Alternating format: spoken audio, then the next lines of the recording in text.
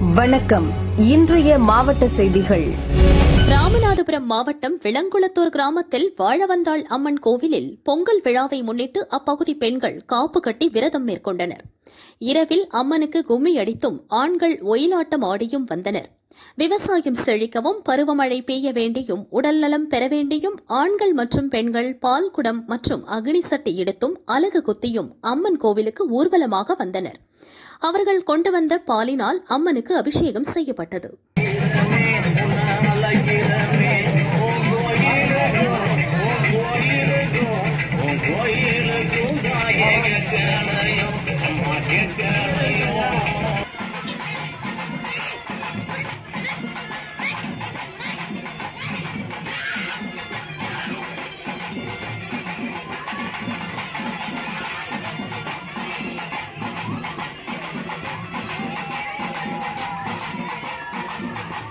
வணக்கம்.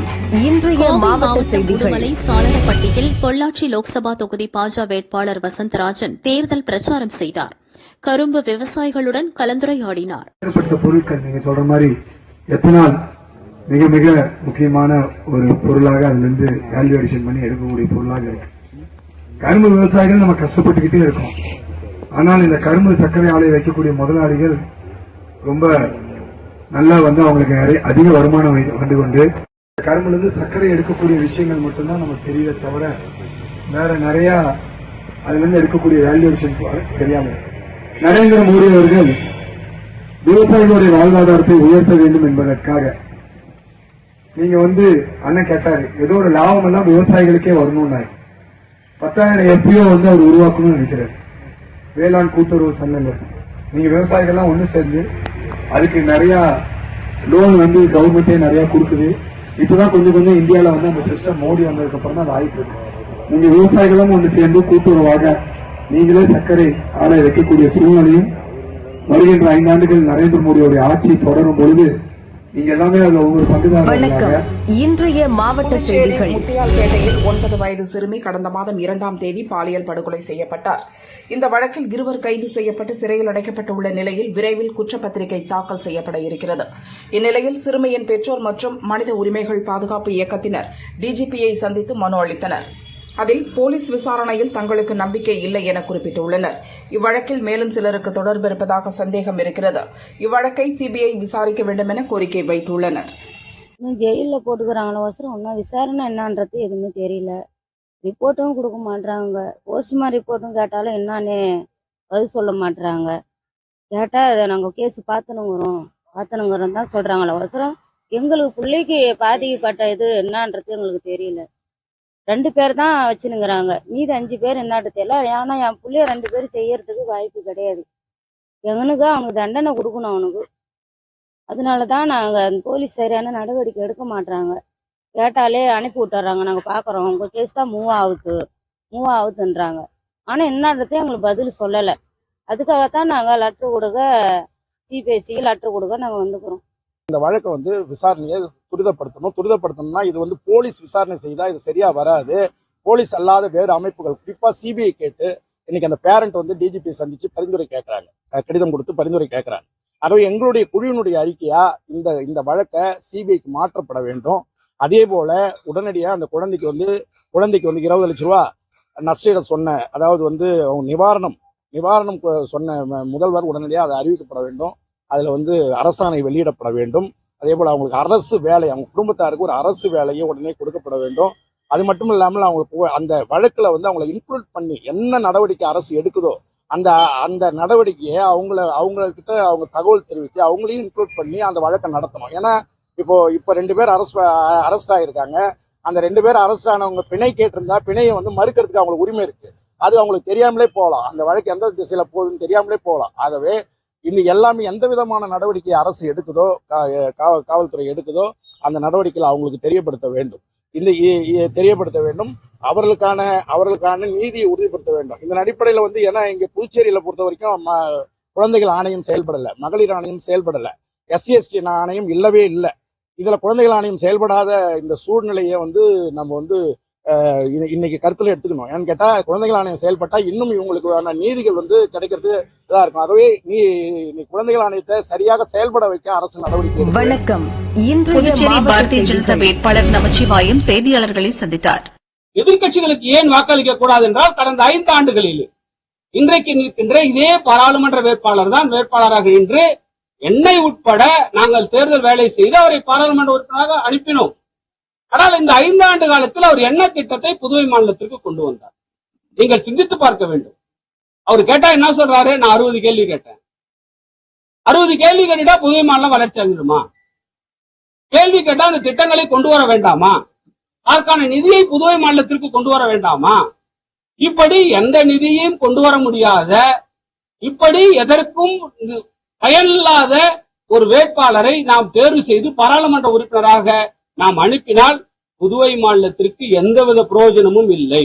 உங்களால் தேர்ந்தெடுக்கப்பட்டு தேசிய ஜனநாயக கூட்டணி கட்சியின் வேட்பாளராக நான் உங்களால் தேர்ந்தெடுக்கப்பட்டு பாராளுமன்றத்திற்கு செல்லுகின்ற பொழுது மத்திய அமைச்சரை நேரடியாக அனுப்பி பேச முடியும், பிரதம அமைச்சரை நேரடியாக அனுப்பி பேச முடியும், மாநிலத்துடைய வளர்ச்சி திட்டங்களை கொண்டு வர முடியும். ஏனென்றால் கடந்த காலங்களில் இந்த அரசினுடைய பல்வேறு பதவிகளில் இருந்து அமைச்சராக இருந்து, சட்டமன்ற உறுப்பினராக இருந்து, சமூக சேவராக இருந்து, பல்வேறு நிலைகளிலே மக்களோடு மக்களாக இருந்து மக்களுடைய பிரச்சனைகளை தெரிந்து அதை பல நேரங்களில் நான் தீர்த்து வைத்திருக்கிறேன். எதிர்கட்சி வேட்பாளர் டெபாசிட் இழப்பார்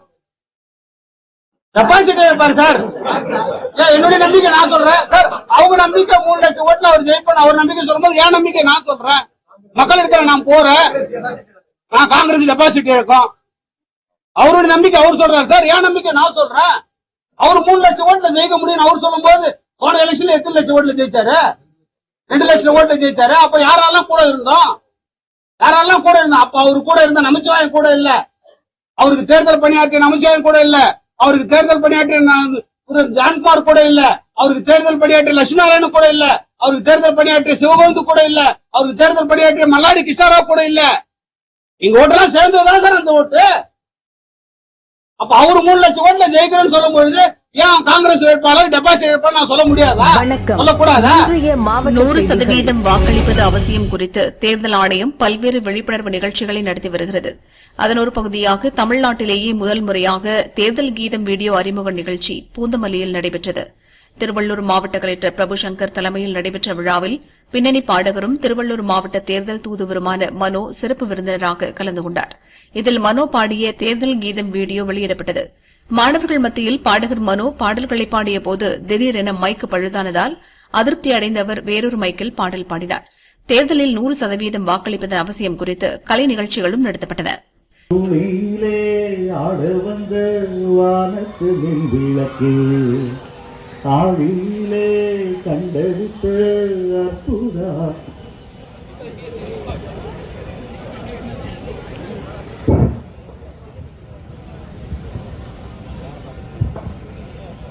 பாட்டு பாடுற மைக்கு துளியிலே ஆட வந்த வானத்து மின் விளக்கே ஆளியிலே கண்டெடுத்த அற்புதானி முத்தே தொட்டில் மேலே முத்து மாலை வண்ணப்பூவா விளையாடு சின்ன தம்பி.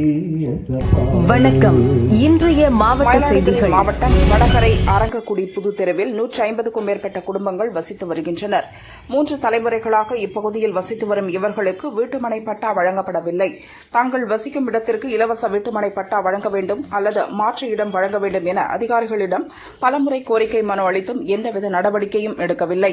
ஆத்திரமடைந்த புதுத்தெரு மக்கள் கோரிக்கைகளை நிறைவேற்றாத தமிழக அரசை கண்டித்து வீடுகளில் கருப்பு கொடி கட்டி தேர்தல் புறக்கணிப்பில் ஈடுபட்டுள்ளனர்.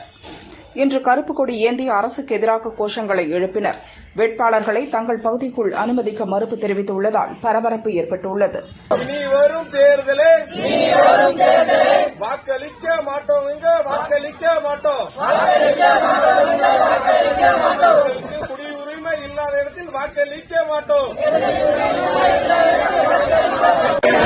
பட்டா வழங்கிடு பட்டா வழங்கிட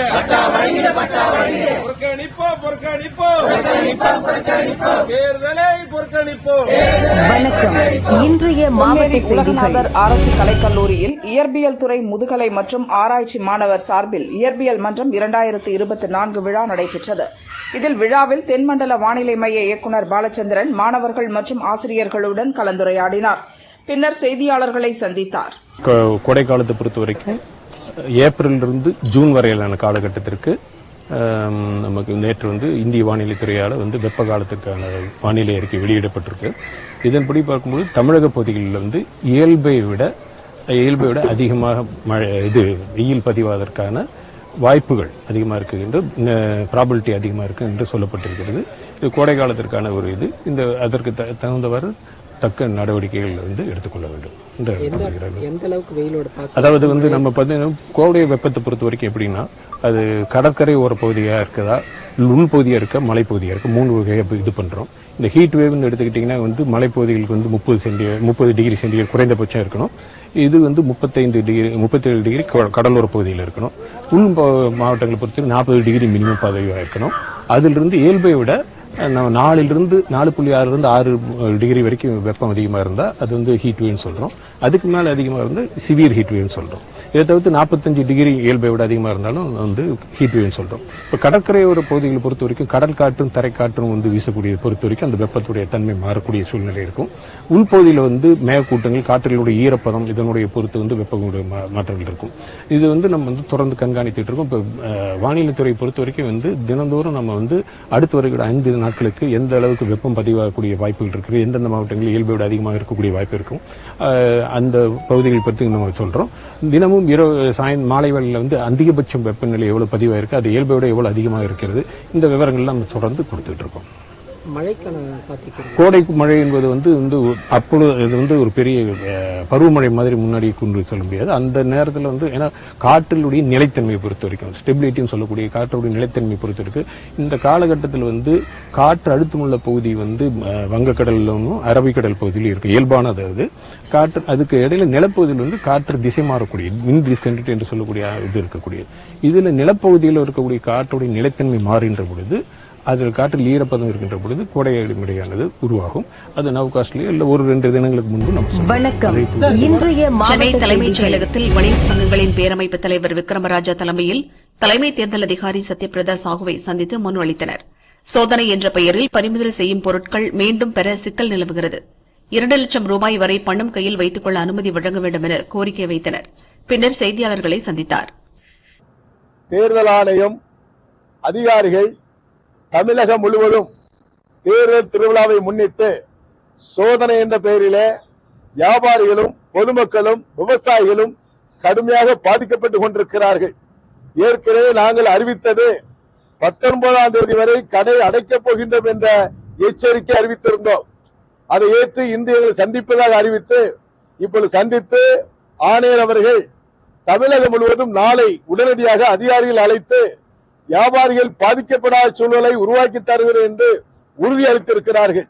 அதே போன்று மாவட்ட வாரியாக ஒவ்வொரு ஆட்சியாளர்களையும் அழைத்து வணிக சங்க பிரதிநிதிகளை ஆலோசனை செய்து இடையூறு இல்லாமல் நடந்து கொள்ள வேண்டும் என்பதை அறிவுறுத்துவதாக அறிவித்திருக்கிறார்கள். இந்த நிலை நீடித்து உடனடியாக அமலுக்கு வந்தால் பிரச்சனை இல்லை. அதை தவறுகின்ற பட்சத்தில் முதற்கட்டமாக வருகின்ற செவ்வாய்க்கிழமை 9ஆம் தேதி அன்று தமிழகம் தழுவிய அளவில் மாவட்ட வாரியாக எங்களுடைய எதிர்ப்புகளை பதிவு செய்யக்கூடிய வகையில் தமிழகம் முழுவதும் ஆர்ப்பாட்டம் நடத்துவோம் என்பதை எச்சரித்திருக்கிறோம். கோயம்பேடு மார்க்கெட்ல இருந்து ஒரு காய்கறி வியாபாரி வாகனத்தில் ஏறுகின்ற பொழுது பறிமுதல் செய்யறாங்க. ஒரு பால் வியாபாரி வசூல் பண்ணி கொண்டு வரத பணம் பறிமுதல் செய்யறாங்க. ஒரு ஐஸ்கிரீம் வியாபாரி ஐஸ்கிரீம் விற்பனை செய்த பணத்தை பறிமுதல் செய்யறாங்க.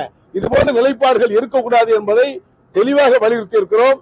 ஆனால் ஆணையர் அவர்கள் மிக தெளிவாக கேட்டுக்கொண்டு நாளை இதற்குரிய நடவடிக்கை தமிழகம் தழுவிய அளவில் நாளையே அதிகாரிகள் அழைத்து நல்ல முடிவெடுத்து அறிவிக்கிறேன் என்று தெரிவித்திருக்கிறார்.